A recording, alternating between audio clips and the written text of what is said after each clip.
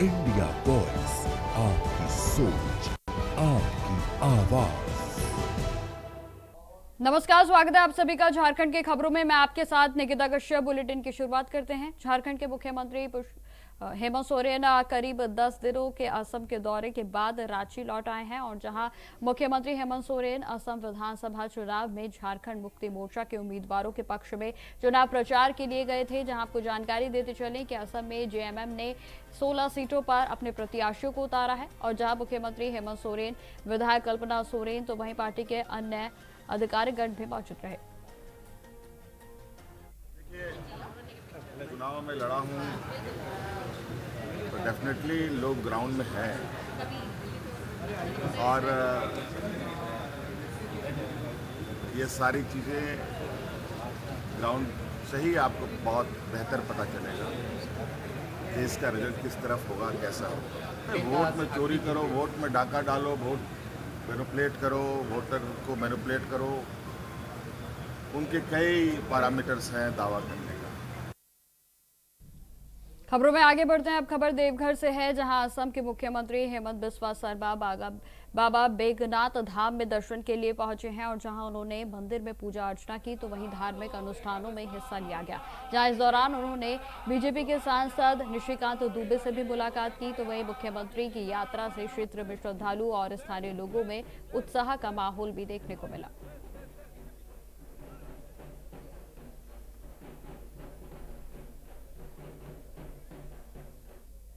अब खबर रांची से है, जहां मेयर रोशनी खलखो ने हाल ही में पारित महिला आरक्षण विधेयक का स्वागत किया है। उन्होंने इसे महिलाओं के सशक्तिकरण और समाज के व्यापक लाभ के लिए एक ऐतिहासिक कदम बताया और जहां मेयर का यह भी कहना है कि इस विधेयक से महिलाओं की राजनीतिक भागीदारी जो है वो बढ़ेगी तो वहीं सामाजिक समानता को भी मजबूती मिलेगी। आदरणीय नरेंद्र भाई मोदी हमेशा महिलाओं के लिए महत्वाकांक्षी योजनाएं लाते रहते हैं और अब योजनाओं के साथ कैसे महिलाएं अपने घर की दहलीज लांघ करके 33% आरक्षण के साथ जो ये समाज है उस समाज में अपनी महत्वपूर्ण भूमिका निभा सके, उसके लिए उन्होंने अलग अलग संशोधन बिल भी लेकर के आ रहे हैं और इस पर बेहद चर्चा भी होनी है। सचमुच हम सभी भाग्यशाली हैं कि हम एक ऐसे देश में रहते हैं जहाँ के हमारे राजा और मैं यूँ कहूँ कि जहाँ के जो हमारे आदरणीय प्रधानमंत्री हैं वो इतना हम और हमारी महिलाओं के लिए सोचते हैं। अब देखिए, उदाहरण के स्वरूप देश के सर्वश्रेष्ठ पर सीट पर अगर कोई बैठा है तो वो एक महिला बैठी हुई है, जिसे हम माननीय द्रौपदी मुर्मू के नाम से जानते हैं, जो एक आदिवासी बेटी है।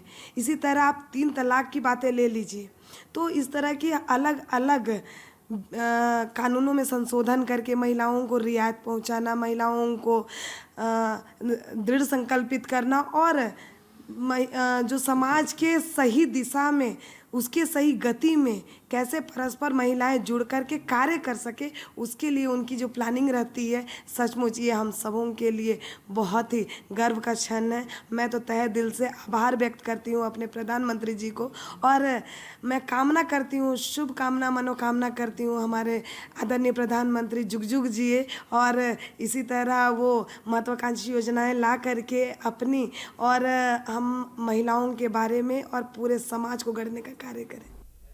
खबर रांची से है, जहां बीजेपी की प्रवक्ता प्रतुल शाहदेव ने अमेरिका और ईरान के बीच 2 सप्ताह के युद्ध विराम पर अपनी प्रतिक्रिया दी है। जहां उन्होंने यह जानकारी दी है कि एलपीजी और सीएनजी सहित दुनिया का लगभग 20 से 22% तेल हॉर्मुज जल मंडलीय से सामने आता है और जहां आपको बताते चले कि वहीं से वे गुजरते हैं तो वहीं केवल भारत और अन्य देशों के जहाज़ों को गुजरने की अनुमति दी गई थी, लेकिन वैश्विक स्तर पर तेल की जो है वो भारी कमी देखने को मिल रही है और जिस पर उन्होंने आगे क्या कुछ कहा है आप सुनिए। देखिए, लंबे समय के बाद एक अच्छी खबर सुनने को आ रही है कि दोनों पक्षों ने जो है 2 हफ्ते के युद्ध विराम की घोषणा की है। हमें पूरी उम्मीद है, भारत पूरी उम्मीद करता है कि ये जो युद्ध विराम है ये परमानेंट हो जाए, क्योंकि हम हमेशा से हमारा स्टैंड रहा है युद्ध से किसी पक्ष का फ़ायदा नहीं होता है, सिर्फ और सिर्फ मौतें होती हैं, इंफ्रास्ट्रक्चर ध्वस्त होता है, दोनों तरफ के नागरिक निर्दोष मारे जाते हैं। उन क्षेत्र की इकॉनमी पर बहुत बुरा असर पड़ता है, प्रतिकूल प्रभाव पूरे विश्व की इकॉनमी पर पड़ता है। तो ये जो 2 वीक का युद्ध विराम है, हम अपेक्षा करते हैं, आशा करते हैं और हमारा प्रयास रहेगा कि ये परमानेंट हो जाए और ये गल्फ ऑफ जो हॉर्मुज़ है उससे जो जहाज़ों का आवागमन बिल्कुल ठप सा पड़ गया है। सिर्फ भारत के जहाज़ और कुछ 1-2 देशों के जहाज़ों को अनुमति थी, अब सबों को अनुमति हो जाएगी। तो ये जो इकॉनमी है, जो तेल का क्राइसिस है, एलपीजी और सीएनजी का क्राइसिस है, वो धीरे धीरे कम हो जाएगा पूरे विश्व में। नहीं, इजराइल ने कहा है कि वो लेबनान के मुद्दे पे सीज़ फायर को पालन नहीं करेगा। हमारा आग्रह है कि जो सीज़ फायर है, अब इजराइल को भी बड़ा हृदय दिखाना चाहिए। लेबनान के साथ भी जो उसके हैं चल रहे हैं युद्ध जैसे हालात हैं, हिजबुल्लाह के साथ जो हो रहे, कुछ समय के लिए अगर शांति हो जाए पूरे क्षेत्र में तो लोगों को बहुत राहत मिलेगी। वरना आप सोचें, रोज़ लोग दिन और रात में खौफ के साए में जीते हैं कि कब किन के घर आकर बम गिरेगा। ये इजराइल में भी यही स्थिति है, ईरान में भी यही स्थिति है, लेबनान में भी यही स्थिति है। तो ये युद्ध विराम जो है पूर्णतः लागू होता तो हमें ज़्यादा खुशी होती, भारत ज़्यादा प्रसन्न होता। भारत का फिर से प्रयास रहेगा कि पूरे तरीके से युद्ध विराम जो है वो पूरे इलाके में लागू हो। स्ट्रेट ऑफ हॉर्मुज को खोलने पर भी सहमति बनी है। देखिए, विश्व का लगभग 20 से 22% जो तेल है, एलपीजी है, सीएनजी है, वो उसी स्ट्रेट ऑफ हॉर्मुज से आता है और पूरे तरीके से ब्लॉकेड हो गया था। सिर्फ भारत और कुछ देशों के जहाज़ों को जाने की अनुमति थी, लेकिन पूरे विश्व में तेल की कमी हो गई थी। कई देशों में ऑड इवन नंबर की गाड़ियां चल रही थी ऑल्टरनेटिव, कई देशों में ऑफिसेज को बंद कर दिया गया था, कई देशों में स्कूलों की छुट्टियां दे दी गई थी। वर्ल्ड की इकॉनमी पे इसका प्रतिकूल प्रभाव पड़ रहा था। तो हमें बहुत खुशी है कि स्ट्रेट ऑफ हॉर्मुज को खोल दिया गया है। अब जितने सैकड़ों टैंकर्स वहाँ फंसे हुए हैं लंबे समय से, महीने 1.5 महीने से, सबके निकलने का रास्ता सुगम हो जाएगा। हमें और प्रसन्नता होगी, भारत और अधिक खुशी व्यक्त करेगा अगर ये जो युद्ध विराम है ये परमानेंट हो जाए। खबर रांची से है, जहां बीजेपी के प्रदेश उपाध्यक्ष भानु प्रताप शाही ने प्रधानमंत्री नरेंद्र मोदी के द्वारा भेजे गए 2,254 करोड़ के ग्रामीण विकास फंड के समुचित उपयोग का आग्रह किया है। जहां उन्होंने कहा कि इस फंड का सही तरीके से उपयोग राज्य के ग्रामीण क्षेत्रों में विकास के लिए बेहद ही आवश्यक है और किसी तरह की अनियमितता बर्दाश्त नहीं की जाएगी। और जहां भानु प्रताप शाही ने मुख्यमंत्री हेमंत सोरेन की प्रशासनिक कार्यशैली पर भी निशाना साधते हुए कहा कि फंड के उचित प्रबंधन और पारदर्शिता सुनिश्चित की जानी चाहिए। महत्वपूर्ण विषय लेकर के पार्टी अपनी बातों को आप लोगों के बीच में रखने यहाँ आई है। आदरणीय प्रदेश अध्यक्ष जी के निर्देशानुसार यह प्रेस कॉन्फ्रेंस आयोजित की गई है। जैसा कि विदित हो, यह झारखंड श्रद्धेय अटल बिहारी वाजपेयी जी ने निर्माण कराने का काम किया था। उनका एक सपना था कि हम ऐसे झारखंड बनाएंगे जहां के गांव सुदृढ़ हों, समृद्ध हों, विकसित हों, गांव में बुनियादी सुविधाएं हों और गांव जब सशक्त होगा तो झारखंड भी सशक्त होगा। इस सोच के साथ उन्होंने झारखंड का निर्माण करने का काम किया था। श्रद्धेय अटल बिहारी वाजपेयी जी के बाद 10 सालों तक कांग्रेस की शासन केंद्र में रही। झारखंड के ग्रामीण विकास की हालत जर्जर थी। झारखंड के गांवों के खुशहाली के लिए कांग्रेस ने 2004 से 2014 तक कोई चिंता नहीं किया। 2014 के बाद फिर राष्ट्रवादी विचारधारा की सरकार नरेंद्र भाई मोदी जी की अगुवाई में बनी और पुनः अटल बिहारी वाजपेयी जी के सपनों का झारखंड के निर्माण के लिए मोदी जी ने अनवरत झारखंड के गांवों के विकास की चिंता की। और आज उसी परिप्रेक्ष्य में मोदी जी ने गांव पंचायत के विकास के लिए 2,254 करोड़ रुपए झारखंड को देने का काम किया है। यह बहुत बड़ी राशि अब तक की पूरे झारखंड में झारखंड निर्माण के बाद इतनी बड़ी राशि एक मुश्त कभी भी ग्रामीण विकास के लिए नहीं आया था, गांव के उन्नति के लिए नहीं आया था, जो यशस्वी प्रधानमंत्री मोदी जी ने। खबरें लगातार जारी रहेंगी, फिलहाल रुकते छोटे से ब्रेक के लिए। तो ब्रेक के बाद एक बार फिर से स्वागत है आप सभी का। बढ़ते हैं खबरों की ओर। खबर रांची से है, जहां कांग्रेस के मीडिया प्रभारी राकेश सिन्हा ने एलपीजी संकट और बढ़ती मूल्य वृद्धि को लेकर प्रधानमंत्री नरेंद्र मोदी पर निशाना साधा। उन्होंने कहा कि आम जनता को हर महीने गैस सिलेंडर की भारी कीमतों का सामना करना पड़ रहा है, और जबकि खाड़ी देशों के साथ भारत के संबंध में व्यापक सुधार की बातें भी कही जा रही थी। और जहां सिन्हा ने यह भी कहा है कि सरकार की विदेश नीति और कूटनीति में आम नागरिकों की समस्याओं को नजरअंदाज किया जा रहा है। क्यों है? हमें यह लगता है कि प्रधानमंत्री झूठ बोलने में माहिर है। प्रधानमंत्री झूठ बोल करके देश की जनता को गुमराह करते रहते हैं, और ये उनकी आदत में लगातार शुमार है। प्रधानमंत्री जी की नाकामियां के कारण इस देश की 140 करोड़ जनता आज परेशान है, हताश है। जो महिलाएं उज्ज्वला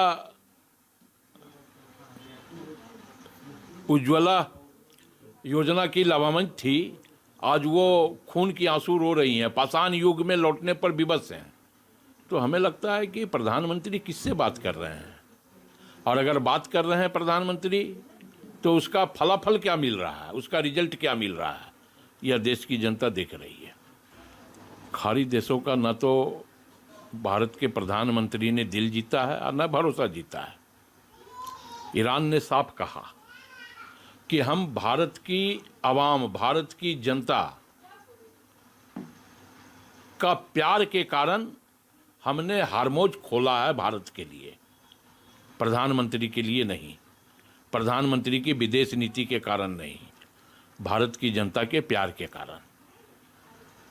तो भारत की जनता ने विश्वास और भरोसा कायम किया है, प्रधानमंत्री ने नहीं किया है। इस संपर्क में बने हुए हैं, किसी ने, कौन देख रहा है? सिर्फ झूठ और भ्रम की स्थिति पैदा की जा रही है। हम तो ये बार बार कह रहे हैं कि इससे भारत को क्या फायदा पहुंच रहा है। आज गैस की किल्लत चरम सीमा पे है। अब खबर जमशेदपुर से है, जहां मानगो के इलाके में युवा शूटर मोहम्मद हासिब आलम खान ने 26वीं ऑल इंडिया पुलिस शूटिंग प्रतियोगिता में गोल्ड मेडल जीतकर जमशेदपुर और पूरे झारखंड का नाम रोशन कर दिया है। जी हां, आपको बता दें कि इस प्रतियोगिता में उनकी जीत ने न केवल देश की सीमा पर तैनात जवानों का मनोबल बढ़ाया है, बल्कि यह भी कर दिखाया है कि नक्सलियों के खिलाफ कैसे साहस और प्रतिबद्धता के साथ मुकाबला किया जा सकता है। मोहम्मद हासिब आलम खान की यह उपलब्धि उनके लिए एक नई बात नहीं है। इससे पहले भी उन्होंने 3 बार गोल्ड मेडल जीत चुके हैं। तो वहीं आपको बता दें कि अब कुल उनके पास 4 गोल्ड मेडल हो चुके हैं, जो कि बेहद ही गौरवान्वित विषय है। मतलब जमशेदपुर चूनाशाह कॉलोनी, मानगो, जमशेदपुर, झारखंड का रहने वाला हूँ। और शूटिंग का मतलब मेरे को बचपन से शौक़ था कि देश के लिए कुछ करूँ। सेना मेरा मतलब सेना में जाना एक सपना था, तो उसी के फील्ड में मैं मतलब लगा हुआ था। सेना में जाने के बाद जो है ये शूटिंग का जो सपना है मेरा पूरा हो पाया, क्योंकि वैसे तो ये मतलब इतना आसान नहीं था, लेकिन शुक्र है मेरी फोर्स का और भारत सरकार का। भर्ती होने के बाद मेरे को वहाँ से मतलब सपोर्ट मिला हर तरीके से, और उसके बाद फिर मैं इस शूटिंग के फील्ड में धीरे धीरे अपना। कितने गोल्ड मेडल लाए शूटिंग में? शूटिंग में सर मेरा यह 4था गोल्ड मेडल है। इससे पहले मैं 3 बार और गोल्ड मेडल जीत चुका हूँ। मतलब ऑल ओवर इंडिया में मेरी 4थी बार नंबर 1 रैंकिंग है।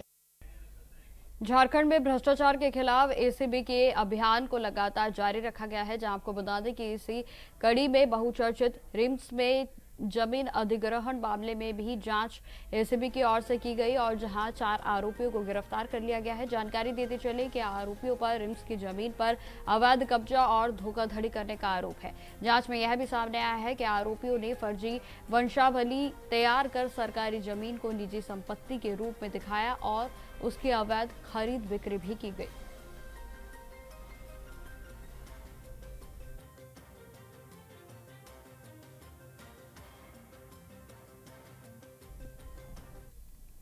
खबर बोकारो से है, जहां जिला कोषागार में 2023 से 2026 तक 4.29 करोड़ की फर्जी वेतन निकासी का मामला सामने आया है। जहां आपको बताते चले कि मामले में पुलिस ने लेखाकार कुशल पांडे को गिरफ्तार कर लिया है, जिन पर आरोप है कि उन्होंने धनराशि अपनी पत्नी के खाते में ट्रांसफर की थी और जहां धोखाधड़ी का पता झारखंड की ऑडिट टीम ने लगाया और जिसके बाद जिला अधिकारियों और पुलिस को मामले की गंभीरता के बारे में जानकारी दी गई, तो वहीं आगे की जांच को शुरू किया गया और जहां जिला कोषागार पदाधिकारी गुलाब चंद ओरांव ने यह भी जानकारी दी है कि प्रारंभिक कागजी गिनती के अनुसार धोखाधड़ी की राशि लगभग 3.15 करोड़ के आसपास थी, लेकिन वास्तविक आंकड़ा और भी बढ़ सकता है। जांच तक संभव है, हम लोग प्रयास करेंगे तो जांच करेंगे। अभी पेपर के अनुसार तो हमको लगता है कि 3.15 आया था। अभी पूरा अमाउंट हो सकता है कि और भी बढ़ सकता है, घट भी सकता है, लेकिन उसके बारे में क्लियर नहीं हो सकता। किस खाते में पैसा गया है, कहाँ के खाते में किस बैंक में? इस में चार्ज को जैसा कि आप जानते हैं कि एक खबर सामने आई है कि हमारे मतलब जहां पर स्थापित हैं एसपी ऑफिस बोकारो कार्यालय में जो पदस्थापित लेखापाल थे, उनके द्वारा कुछ लगभग 63 ट्रांजैक्शन एक रिटायर्ड कर्मी उपेंद्र सिंह के नाम से यूज़ करते हुए अगर हम राशि की बात करें तो कुल 4,29,71,007 रुपया फर्जी तरीके से निकाला गया है पिछले 3 सालों में। 3 वित्तीय वर्ष 23-24, 24-25, 25-26 का डेटा की हम बात कर रहे हैं और इसमें जो पैसा था उसको अकाउंट चेंज करके वो अपनी वाइफ के अकाउंट में क्रेडिट करवा रहे थे और फिर वाइफ के अकाउंट से उनके अकाउंट में जा रहा था। तो ये बहुत ही सोची समझी और षड्यंत्र की एक उनकी कूट रचना थी, जिसके तहत वो इसका क्या बोलते हैं लाभ उठा रहे थे अनियमितता का। तो ये ऑडिट और एजी के यहाँ से जो फ्लैग हो इशू, उसके बाद ये सारी चीज़ें जब हम डिटेल में जांच करवाई तो ये सारी बिंदुएं सामने आई हैं। अब खबर जमशेदपुर से ही है, जहां पोटका थाना क्षेत्र के तुड़ी मोजा में अतिक्रमण हटाने के लिए प्रशासन ने बुलडोजर चलाया है और जहां पोटका अंचलाधिकारी निकिता बाला के निर्देश पर मामले को दर्ज करते हुए सभी अतिक्रमणकारियों को निर्धारित समय से अतिक्रमण हटाने का नोटिस भी दिया गया था, लेकिन समय सीमा बीत जाने के बावजूद कोई भी कार्रवाई नहीं हुई और जिसके बाद जिला प्रशासन ने अतिक्रमण हटाने का निर्णय लिया है। और इस काम के लिए आपको बता दें कि सीओ हेमंत कुमार और राजस्व अधिकारी शांति राम को दंडाधिकारी के रूप में तैनात किया गया है और जहां भारी संख्या में सुरक्षा बल की मौजूदगी के बीच इस अतिक्रमण की कार्रवाई को सुनिश्चित किया गया। जमशेदपुर के जुगसलाई थाना क्षेत्र में अवैध नशीले पदार्थों के कारोबार पर अब बड़ी सफलता हासिल की गई है। जहां आपको बता दें कि गुप्त सूचना के आधार पर पुलिस ने नया बाजार में स्थित बोलबम ट्रांसपोर्ट एजेंसी में छापेमारी कर 20 पेटी प्रतिबंधित कफ सिरप को बरामद किया है और जहां पुलिस को जानकारी मिली थी कि यह खेप कराची से शहर के विभिन्न हिस्सों में नशे के अवैध कारोबार के लिए भेजी जा रही थी।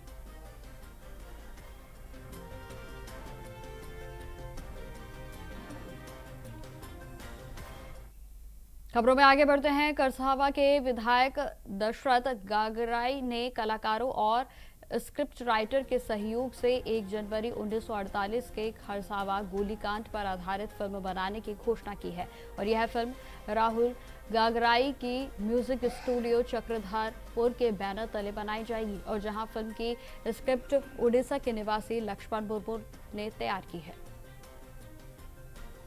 जो कलाकार हैं जो अपने आप को निखार नहीं पा रहे हैं कुछ कमियों के कारण या फिर अभाव के कारण, उन लोगों को एक अवसर देने के लिए हम लोग राहुल गागराई म्यूजिक स्टूडियो के बैनर तले पिक्चर का जो निर्माण करेंगे हम लोग, ये एक निर्माण हाउस है हम लोग का, तो उस के मतलब तहत उसके बैनर तले हम लोग आगामी दिनों में एक ऑडिशन के रूप में रखेंगे 2-3 जगह, जैसे कि चाईबासा हुआ, जमशेदपुर हुआ, और हो सकेगा निकटवर्ती हमारे सीमावर्ती क्षेत्र उड़ीसा में भी हम लोग करने वाले हैं, ताकि जो भी अंदर मैंने छुपे बैठे हैं कलाकार, उन लोगों को एक अवसर मिले और हमारा उस तरह से हमारा भाषा का भी विकास हो। इससे पहले हम लोगों का इस तरह का मैंने निर्माता निर्देशक पैदा नहीं हुए थे या कमी थी उनकी। अभी हम लोग दादा दशरथ गगराई जी के रूप में एक बहुत दमदार मजबूत हम लोगों को निर्माता निर्देशक मिले हुए हैं। जमशेदपुर में सुंदरनगर पुलिस ने तेज कार्रवाई करते हुए हत्या के आरोपी को केवल 5 घंटों के भीतर गिरफ्तार कर लिया। जी हां, आपको बता दें कि मामला सुंदरनगर थाना क्षेत्र के गोडहाढी गांव का बताया जा रहा है, और जहां खटिया पर बैठने के विवाद के चलते युवक की पीट कर हत्या कर दी गई, और जहां मामले में मृतक की पत्नी के द्वारा सुंदरनगर थाने में शिकायत को दर्ज कराया गया था। प्राथमिकी दर्ज होने के बाद पुलिस ने आरोपी को पकड़कर कानूनी प्रक्रिया शुरू कर दी है, और जहां अधिकारियों का कहना है कि अपराधियों के खिलाफ कड़ी से कड़ी कार्रवाई जारी रहेगी। बैठने की कोशिश कर रहे थे, उसी समय मामला मंगला सिंह ने उसका विरोध किया था। विरोध करने के बाद वहीं पर आपके मामूली विवाद हुई। उसके बाद वो प्राथमिक अभियुक्त बुधराई सो घर चला गया। इस विमला सिंह के पति जब आकर पूछे कि क्या हुआ था, तो अपने आप बीती बताई। उसके बाद उसके पति परमेश्वर सिंह उनके घर पे गए बुधराई सो के। वहीं पर रोड के किनारे मारपीट हुआ, जिसमें लपड़ थप्पड़ और पटक दिया गया, जिसमें कान से खून निकलने के कारण इलाज के दरमियान उनकी मृत्यु हो गई। इसके संबंध में FIR दर्ज कर आज बुधराई सो को न्यायिक हिरासत में दे दिया। तो फिलहाल मेरे साथ इस बुलेटिन में इतना ही। देश दुनिया की तमाम खबरों की जानकारी के लिए बने रहे हमारे साथ। नमस्कार।